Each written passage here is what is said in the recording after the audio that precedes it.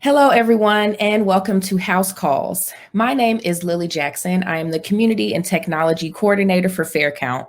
FairCount, along with the Southern Economic Advancement Project, have partnered together for this Count Me In initiative. You can find more about Count Me In at countmein.org. Today, we have a very special guest. We have Dr. Amber Schmidtke. I'm going to bring her in right now so she can tell us a little bit about herself. Hi, Dr. Schmidtke. Hello, Lily. Great to see you. Good to see you too. Could you tell us a little bit about yourself? What do you do? And how has COVID-19 impacted your work?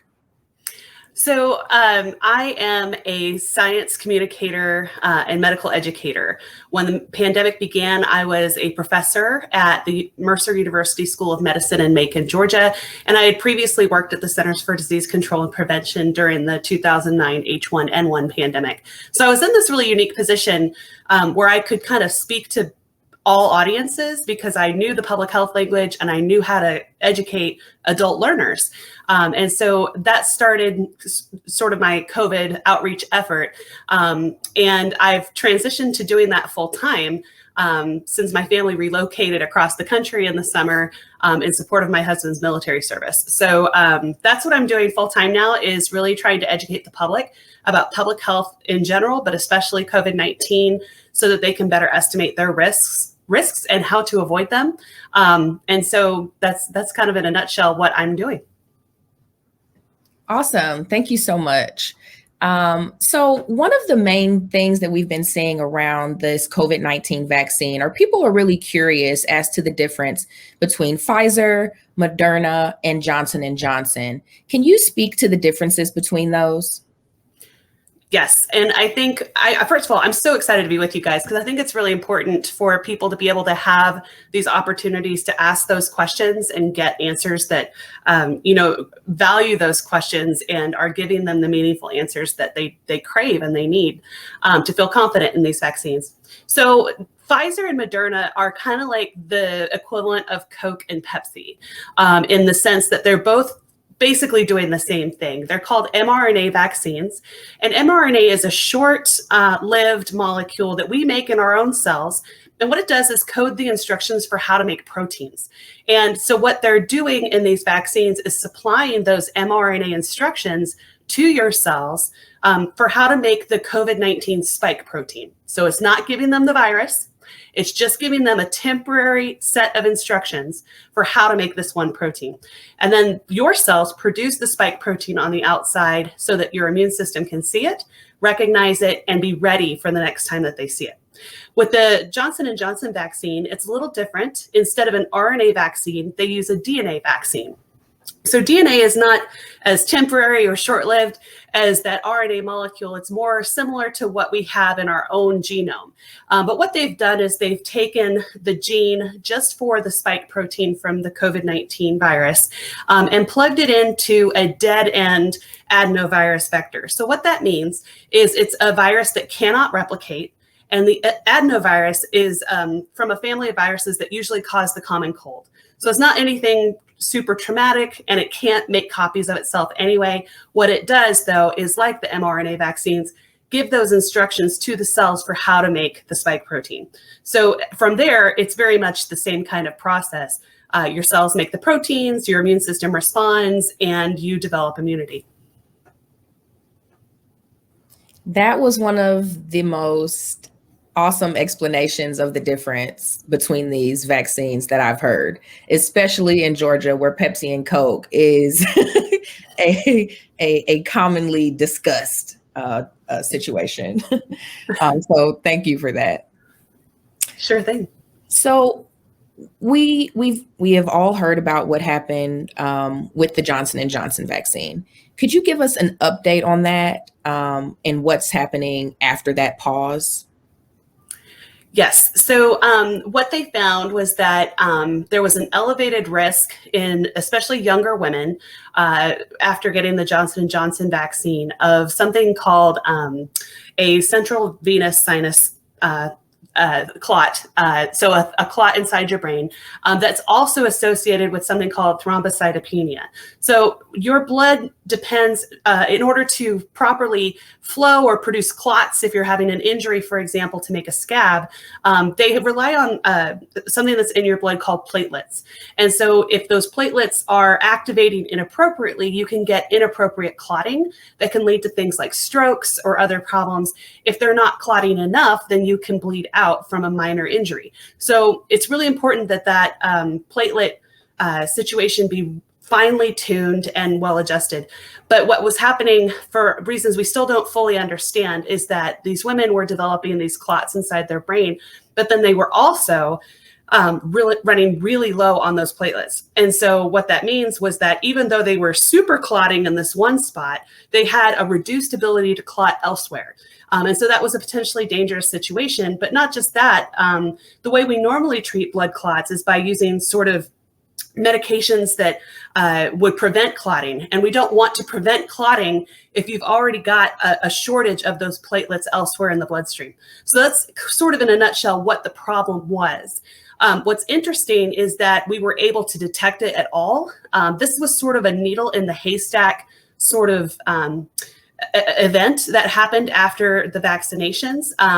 And so, you know, what they were able to identify was that it was happening far more frequently than they would expect in the background population if, you know, just happenstance sort of occurrence. And so that was the reason for the pause. It gave them time to gather more information, see how widespread the problem was. And so during that pause, they looked through all the data and they ultimately decided that the risks outweighed the benefits outweighed the risks. And of course, if you're a younger woman, and if you're really concerned about that, the good news is we have alternate vaccines. The downside is that those vaccines are 2-dose series rather than the convenience of a single dose from Johnson & Johnson. So I'm not saying that you shouldn't get it if you're a younger woman, but I think we should all go into this with eyes wide open and understand what the risks and benefits of each of the vaccines are. Thank you so much for that. I know that's on a lot of people's minds as they decide which one to get. So another question about the actual vaccine, and you were explaining the difference between them, but does the vaccine give me COVID-19? And will it protect me from some of these new strands that we're hearing about, like the Delta variant? So no, there's no possible way that the COVID vaccines can give you COVID. And the reason why is because none of them contain the COVID virus called SARS-CoV-2. They don't have it at all. What they do have is just that temporary set of instructions. If it's the mRNA vaccines like Pfizer and Moderna, or the DNA inside of that dead-end virus in the Johnson & Johnson vaccine. And so there's no way to get COVID-19 from those vaccines. So far, all of the vaccines do show good effectiveness against all of the variants of concern that are out there right now. The newest one you mentioned is the Delta variant. This one originated in India during their most recent surge. And what's really concerning about this one is that what we've seen in the United Kingdom, which has also had a really robust and aggressive vaccination campaign, is that in areas of low vaccination coverage, they have seen that they've had a resurgence of cases due to this Delta variant. And so that makes me nervous, especially for pockets of Georgia with low vaccination rates, that we could potentially see case surges because of that Delta variant. But like I said, the good news is the vaccine does protect you against the Delta variant, as well as all the other variants of concern. Variants arise due to every time we let the virus spread unchecked through a community, that's a new chance for the virus to mutate. And so far, we've been really lucky. All of the variants that have been generated do not result in the vaccines no longer being effective, but our luck may run out someday, which is why it's really important to limit disease wherever we can. And one really important way to do that is through vaccination. Thank you for that, especially explaining how these variants come to be. So does each vaccine have its own set of side effects? And I was lucky enough that I didn't really have, side effects like that. Does that mean that my vaccine didn't work? Right. So this is a great question. The side effects that you typically might experience after these vaccines is what we would normally expect from any immune response. So it's really a sign that your immune system is working. But it could include things like fever, muscle aches, and joint pains, just real fatigue, and just not feeling real good the next day. It tends to be worse with the second dose if you're doing the 2-dose series. And we've seen a little bit higher frequency of those sort of immunogenic side effects with the Moderna vaccine as compared to the Pfizer. But both of these, it's really not a big deal. I would compare it to being similar to a hangover. And so, that's something that a lot of Americans go through all the time, or hopefully not all the time, but they go through it without a lot of fanfare or excitement. So I would just remind people not to get too worked up about those things. Now, if you don't experience side effects, that doesn't necessarily mean that your vaccine didn't work. You just got really lucky. My son was recently just vaccinated because he's newly eligible in that 12 to 15 year group. And he had, sort of soreness at the injection site for the first day, but he's had nothing since then. So it really just depends. Lucky guy. But that's great. Thank you for that. So, and you explained when you were explaining the side effects based on the first and second shot, it brings me to the question of a potential booster shot. So could you explain the idea around this booster shot and what we can expect? Well, so the neat thing about these mRNA vaccines and even the DNA one is that it's really easy to, now that we know that they're safe and they're effective, it's really easy to swap out one set of mRNA instructions or one set of DNA instructions out for another and have very similar results. And so what that means is that there's already work underway for Pfizer and Moderna to develop a booster shot, only if we need it, really.